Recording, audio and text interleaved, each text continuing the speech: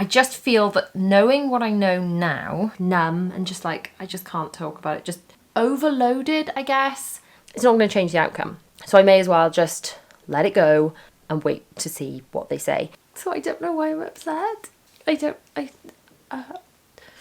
Hi, I'm Ree from mummy4.com. Welcome back to my channel. This is a vlog I'm going to film over however long it takes. And I just wanted to document how I'm feeling as a parent as my youngest daughter goes through an autism assessment. So if you've seen this video, this will explain where we've got to the point up to where we are now. So I'm not going to go over all that again. That's all in there in great depth.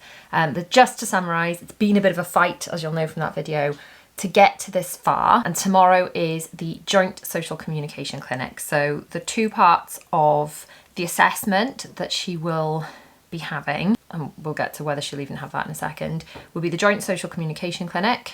Now, if this is the same as when my other children were assessed, that will be my daughter in one room being assessed by a speech and language therapist, and us as the parents in the other room being interviewed and asked various questions, and then those answers and results come together, and then if they feel the need, they'll move her on to the next section, which would traditionally have been an ADOS, and I explain more about that in this video, exactly what that was and what that entailed. But whether they'll do an actual ADOS at the moment, because of COVID, they can't do things where their faces are being covered because the children are supposed to be reacting to people and they can't judge whether children are reacting appropriately. So the ADOS, as it traditionally stood, apparently can't be carried out at the moment for that reason. So basically, after tomorrow, we should have an indication of whether she'll go on to the next stage of being assessed or not, and whether that is required. Today I've got to fill out a really big form, or two forms actually. I've got a 1-page form and then a 50-question form I've got to fill in, which I will admit I found really overwhelming to do in the past, and I'm kind of feeling overwhelmed about having to do that now. Even though I fought for her to need this assessment, and the reason I've wanted her to have this assessment is I've got other children that have already been diagnosed with autism, and I've seen similar traits, and there have been similar concerns raised with the school. Some people have said that I've been trying to force a diagnosis on my child. This couldn't be further from the truth. The reason I feel I need her to be assessed, not necessarily diagnosed, but assessed, is so that I can know as her mum I've done all I can to make sure she has the support she does or doesn't need, and so that we can understand what her needs are and meet them accordingly. I feel like if she didn't have this assessment, every time something happened, there was an incident or she was upset or whatever, over the next few years I'd be thinking, should that have been looked into? Is this autism? At least now, even if she doesn't come out with a diagnosis, I can say, well, I got everything checked, I did my bit as her mum, so I just don't want to feel like I failed her, I guess. And although when I went through this whole process the first time with my first child being diagnosed, I didn't know much about it, and I think when you don't know much about it, it's very easy not to see the signs and then with hindsight to blame yourself for not having missed things. And I'm here to tell you that that's not good for anyone. We've all been there, I think, and hindsight is 20/20, isn't it? I just feel that knowing what I know now, this is not my first time through this process, I would feel that if I didn't pursue this and then there were problems as she got older or she went into her teens, I would definitely blame myself, because I know in my gut that this needs to be checked, and if I don't get it checked, I would feel like I'd not done the best for my daughter. So I'm going to fill out these forms, which always make me feel a bit sick is the wrong word, stressed, heavy. I don't know, I can't even put my finger on the right words for it. It's daunting, it's not pleasant, because it's having to list not what's wrong with your child, but I guess what their struggles are, and having to put that down on paper. And I know a lot of people over on Instagram, when I've kind of discussed this, have messaged me and said, yes, exactly, this is exactly how I feel when I have to fill out any of these type of forms for my child. It's not an easy thing to have to do as a mum, so although I know it's the right thing to do, it is a little heavy. It's assessment day. I feel a little bit sick, if I'm honest. I know she's going to be absolutely fine. The joint social communication things that they do with the little ones are basically just playing, so they're going to be absolutely fine. I think I'm just concerned, as I always get for these things, about answering the parental questions fully enough, and I just don't want to get to the stage where I leave and think, oh, I should have said this, should have said that. I want to make sure I've given them an accurate picture so they can come up with an accurate answer as to whether she needs a diagnosis or she doesn't. And it just feels like quite a lot of pressure to make sure that we remember everything and get it across accurately, just so that we can get whatever the answer is properly. And you would have thought I'd feel calmer going into this now, having done it before, but I still feel just a little bit sick. Ugh. Well, it's several days later, and I now feel like I can talk about what happened in the assessment. I actually felt like this after some of my other children's assessments too, just like numb and just like, I just can't talk about it, just overloaded, I guess. But with a few days having passed, I can talk about it with a bit more clarity. So we thought we were going in for the social communication clinic, which, as it was with my other children, was a parental interview in one room, and then the child is taken into the other room to kind of play with toys, and a speech and language therapist would assess them through a series of games and things, and just see how they responded to things, to assess their receptive language and their language level. And that's the assessment where the child would come out with, you know, a language age of this or a receptive language age of that, whatever. That's not what happened.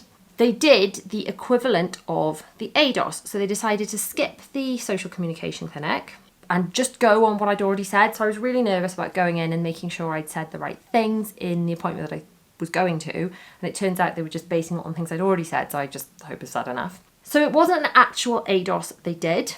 It was something called a BOSA, because the ADOS had lots and lots of different things in it that weren't COVID secure, apparently. So, for example, I seem to remember. Now, if you want to know all about the ADOS in massive detail, I did sit while watching through the one-way glass and scribble loads of notes when Bella was having her ADOS.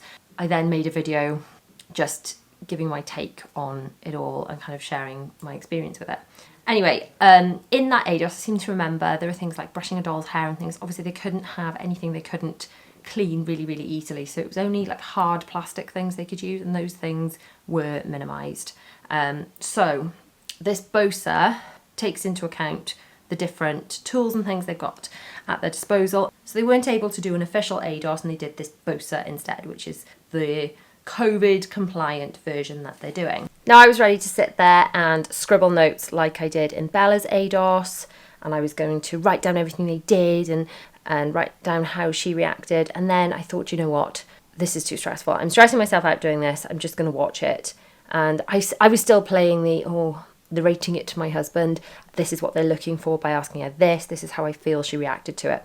But the truth of the matter is, I could guess and second guess how I think she reacted, or what I think the assessors were seeing. It's not going to change the outcome. So I may as well just let it go and wait to see what they say. Now, they did feed back a couple of things just when they came out of the assessment. There was a bit where there was a puzzle she had to do, and it was like they gave her puzzle pieces and just told her, do whatever you want with the puzzle. And she decided to, it was quite clever actually, to make the puzzle pieces into words by identifying certain pieces as letters, and she wrote Zara, Bella, William, which I thought was really clever. And they actually brought the puzzle out to show us to take a photograph of, because they thought it was quite clever too. They did mention one or two things. Firstly, that she did use basic gestures such as nodding and shaking her head. She did indicate with her fingers when she was referring to numbers. So she said 5, I think, when she was talking about how old she is. But she doesn't talk with her hands. Now, this is something that they said, well, now you've said it, I can see it. Yeah, she doesn't talk with her hands. It's not something I've noticed. But as you can see, I talk with my hands a lot. And I don't suppose any of my children do, really. I think I've got to sit on my hands to stop myself talking with my hands. But my children don't do that. So that is perhaps an indicator. So the next step is I handed in those forms that I'd had to fill out. The school, because at the moment, the time I'm filming, we're still in Easter holidays, I will give the forms to the school to fill out when we go back next week. As soon as they've been filled out, I will take those to the place, hand them in myself, and then they will have a look at them, write up their findings, and there will be a meeting where they kind of feed back their findings and let me know if she meets the criteria for a diagnosis or does not meet the criteria. I think that's the official term. Either way, whatever happens now, I feel good about it.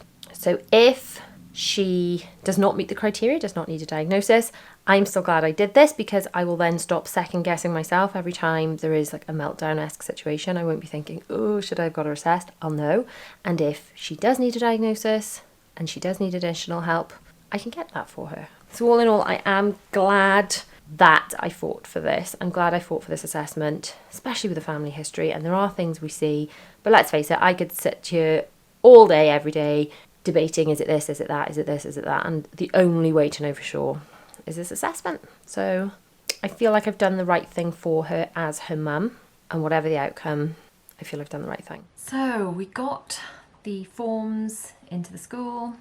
Zara's teacher very kindly filled them all out for me, and we hand delivered them to the doctors that had requested them. So that was the last kind of piece of the puzzle from the assessment.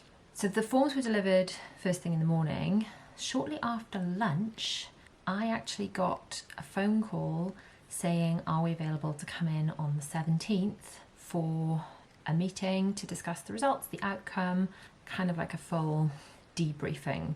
So from experience, that would be where they tell us everything that's going to be put in the report, sort of just read us the report really, but give us an opportunity to ask questions and just really understand the outcome, whatever that may be. So that's it. I don't know whether that meeting came around so quickly because they'd already kind of made their mind up and that last piece of the puzzle wasn't that relevant, or if they were going to schedule in time to meet and make that assessment before the 17th. So that I will never know. I guess that doesn't really matter.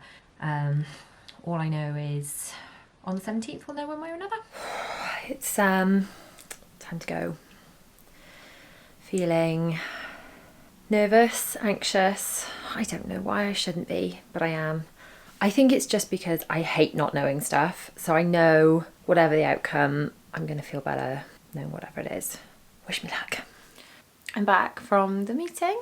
It turns out that during the assessment, they found that she met the criteria for an autism diagnosis. I feel a little in shock, if I'm honest, and I don't know why that is, because this shouldn't be a shock.